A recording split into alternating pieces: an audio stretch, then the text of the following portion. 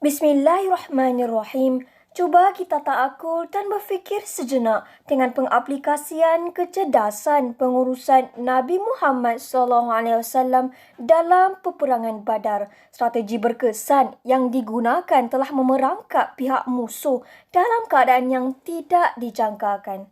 Tidakkah peristiwa ini membuktikan bahawa kepimpinan menjadi akar dalam menjamin kecemerlangan dan kegemilangan pada masa hadapan?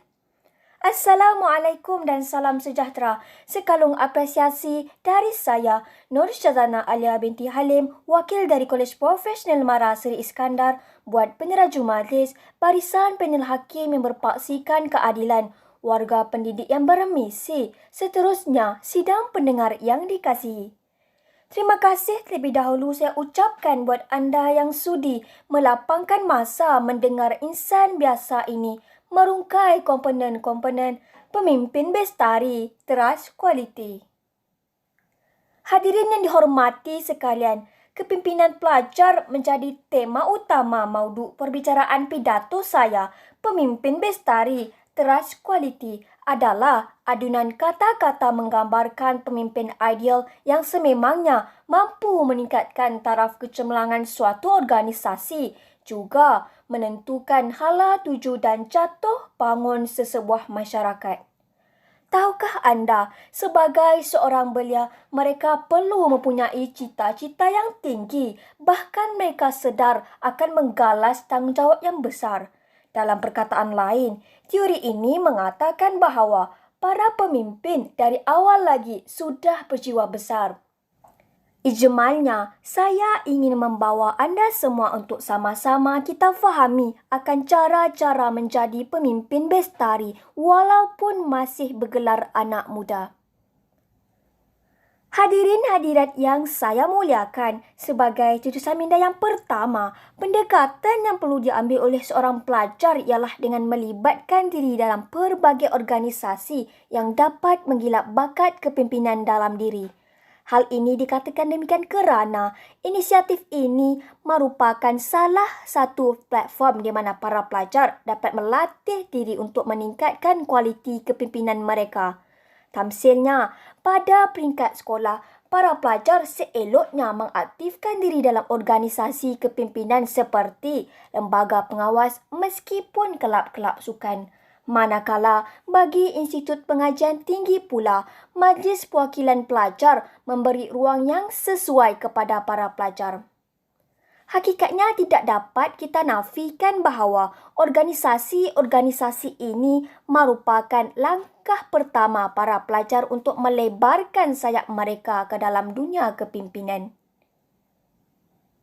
Persoalannya, kenapa dan mengapa pentingnya kepimpinan dalam kalangan pelajar demi kecemerlangan tanah air? Jika ditinjau dengan lebih dekat, para pelajar merupakan pengemudi harapan negara. Kata-kata ini berasaskan hakikat bahawa seorang pemimpin datangnya daripada seorang pelajar yang diasah dengan pengalaman yang pelbagai. Bagi membuktikan perkara ini, seorang pemimpin muda yang menjadi ikutan ramai, Yang berhormat Syed Saddiq Syed Abdul Rahman telah menyalahkan potensi beliau sejak peringkat universiti lagi, sehingga menjadikan beliau menteri termuda yang dilantik seusia 25 tahun. Beliau telah mengubah pentas siasah apabila beliau memperjuangkan had umur mengundi dari 21 tahun kepada 18 tahun. Secara idealnya, tidak keterlaluan jika kita nyatakan bahawa umur bukanlah penghalang untuk menghasilkan seorang pemimpin muda yang mampu mengubah nasib negara. Sidang pendengar yang setia, pernahkah kita berfikir akan kesan apabila unsur-unsur kepimpinan yang merupakan asbab utama cerucuk pembangunan negara tidak diketengahkan? Merenung sejenak memikirkan rasionalnya, saya yakin bahawa negara akan kehilangan banyak potensi, terutamanya dari segi pemimpin masa hadapan yang akan mengalami kesukaran dalam menyelesaikan konflik akibat kemampanan fikiran yang lemah. Bertitik tolak daripada hal tersebut, bakat kepimpinan bukannya diasah dengan sekelip mata, malah memerlukan pelbagai pengalaman yang menjadikan mereka lebih bersedia dalam menyelesaikan segala isu. Misalnya, runtuhlah sesebuah organisasi tanpa pemimpin berpengalaman kerana ianya tunjang utama. Bulan semakin terang, bayang semakin jelas.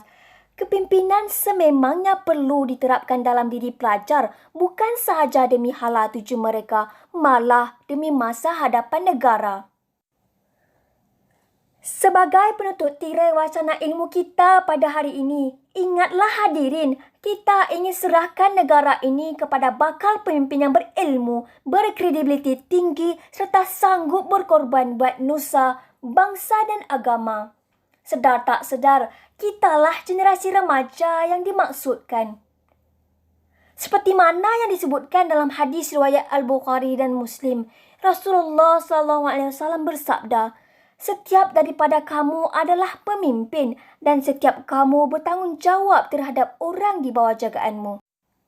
Jadi, ingin saya tegaskan bahawa kepimpinan bukanlah satu misi yang mustahil bagi setiap pelajar yang mempunyai hasrat ingin menjadi seorang pemimpin berjaya.